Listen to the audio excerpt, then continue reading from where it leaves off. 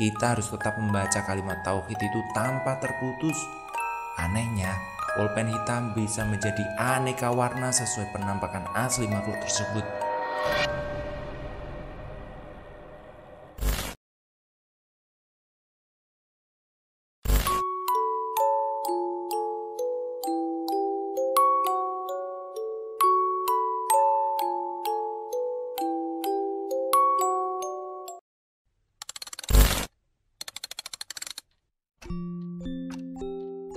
Misteri Gunung Slamet 2002, Minta Mantu Anak Manusia, ditulis oleh Arya Sena. Terima kasih buat teman-teman yang udah nonton. Kita lanjut ke ceritanya. Tapi sebelum itu, jangan lupa tonton part pertama dulu. Kita masuk cerita selanjutnya. Sampai di sini, sang bunga kembali ngamuk. Aku mau anak ini. Aku mau anak ini. Dia harus jadi mantuku di Gunung Slamet. Sang bunga terus mengamuk. Susah payah kami angkat bunga untuk bisa diangkat ke atas meja. Seluruh orang terlibat di sini, dari yang membaca ayat dan sholawat, ada juga yang pencet-pencet sana sini. Saya cuma bisa menyaksikan karena benar-benar power saya sudah terkuras habis. Di tengah-tengah amukan yang semakin menggila, salah seorang kerabat mantan istri, sudah jadi mantan soalnya sekarang, menggigit jari manis sang bunga. Ajaib bukan kepalang, sang bunga langsung sadar. Terheran-heran, dia kok sudah ada di lain tempat. Ingatan terakhir saya, terheran-heran saya dibuatnya. Ingatan terakhir dia adalah di Mambangan. Sore sampai malam dan keesok harinya semua aman-aman saja.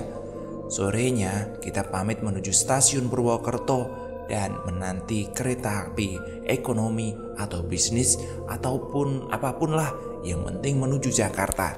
Kebetulan kita kebagian kereta Jayabaya Selatan. Kalau nggak salah jam 9 kita sudah meninggalkan Purwokerto. Derap roda kereta menemani lamunan kami sepanjang jalan. Saya nongkrong di bordes karena bisa ngudut dan santai. Sekitar jam 2 malam kita tiba di stasiun Sindang Laut. Mendadak seluruh anak kecil yang ada di dalam kereta menangis bersamaan. Bayi dan anak-anak balita kompak menangis. Seorang petugas KA yang bermata tajam segera menyadari sesuatu. Dia bilang, "Mas, Mbak, tuh ditempelin tuh sama sesuatu yang jahat," sambil menunjuk bunga. Dia mencoba untuk menyentuh tangan sang bunga, tetapi malah terpental sampai terguling-guling. Kereta api seharusnya sudah jalan tetapi tak bisa jalan. Melihat ada kegaduhan, KS stasiun segera menghampiri dan menyadari situasi itu. Sang bunga harus diturunkan dari KA karena kereta tak bisa jalan selama ada bunga di dalamnya. Seluruh anggota tim bergegas turun dan menuju ruang KS Sindang Laut. Di sini bunga ngamuk lebih parah. Setiap orang yang berusaha menolongnya jatuh terpental, bahkan ada yang sampai 3 meter jauhnya.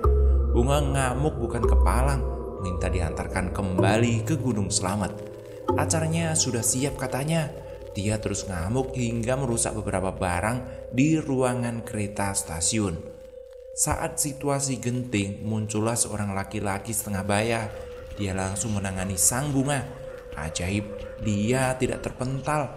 Sambil berulang-ulang mengucapkan istighfar, dia meminta kita semua saling berpegangan membentuk mata rantai. Kemudian membaca kalimat tauhid, La ilaha illallah, La ilaha illallah.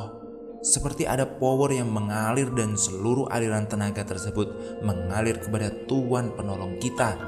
Air aqua yang tadinya dingin menjadi mendidih. Kemudian segera diminumkan ke dalam mulut bunga dan bunga terus melawan dengan buasnya. Kemudian Tuhan penolong itu meminta kertas dan pulpen. Kita harus tetap membaca kalimat tauhid itu tanpa terputus. Anehnya, pulpen hitam bisa menjadi aneka warna sesuai penampakan asli makhluk tersebut. Sesuai mata terbelalak, nampak di dalam gambar makhluk bermata satu dengan tanduk ular.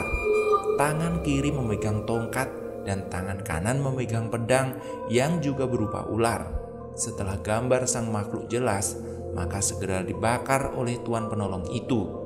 Aneh, apinya naik turun diiringi jeritan memilukan sang makhluk.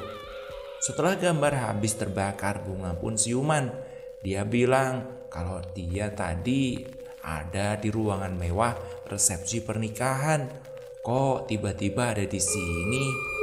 Tanpa basa-basi, Bunga yang lain segera mendekapnya dan mengatakan, "Alhamdulillah, Bunga, akhirnya kau selamat." Setelah semua terkendali, kita mengucapkan terima kasih kepada Tuan yang menolong kita. Sang penolong itu tidak mau diberikan sejumlah uang tanda terima kasih kita, tapi melalui KS kita titipkan untuk beliau dan diserahkan pada saat kita pergi nanti. Selepas dari Sindang Laut sampai Jakarta aman-aman saja, tetapi beberapa minggu kemudian Bunga kerap dihantui oleh makhluk itu. Iya, makhluk nenek yang terlilit ular itu. Kondisi makhluk yang sudah hangus terbakar di mana-mana membuat Bunga sangat ketakutan hingga memerlukan pengobatan khusus. Bunga baru sembuh total setelah saya bawa ke Bogor, ke tempat Abah. Kata Abah, kita nggak baik-baik waktu mulanginnya, jadi bikin penasaran hantu itu. Kata Abah, ini sudah almarhum ya. Setelah dibacakan beberapa ayat kursi dan Bunga harus mandi sendiri dengan air yang sudah disiapkan Abah, barulah Bunga tak lagi diganggu sampai detik ini. Bahkan liburan berikutnya Bunga sudah mendaki di Ciremai dan tahun depannya sudah mendaki ke Slamet lagi. Semua saksi masih hidup dan dijamin tidak akan pernah melupakan ini semua. Sampai jumpa di kisah berikutnya. Dunia begitu luas dengan miliaran aku di dalamnya. Setiap aku memiliki jalan dan ceritanya hidupnya masing-masing. Saya Arya Sena. Terima kasih udah mendengarkan cerita ini. Dan buat teman-teman bisa langsung kunjungi fanpage kita, Cerita Pendakian. Linknya ada di deskripsi. Alhamdulillahirrabbilalamin, ceritanya sudah selesai. Terima kasih buat Bang Arya Sena udah ngizinin ceritanya saya baca. Terima kasih buat yang udah nonton. Jangan lupa ketik komentar sebagai dukungan kalian kepada kami. Terima kasih, sampai jumpa.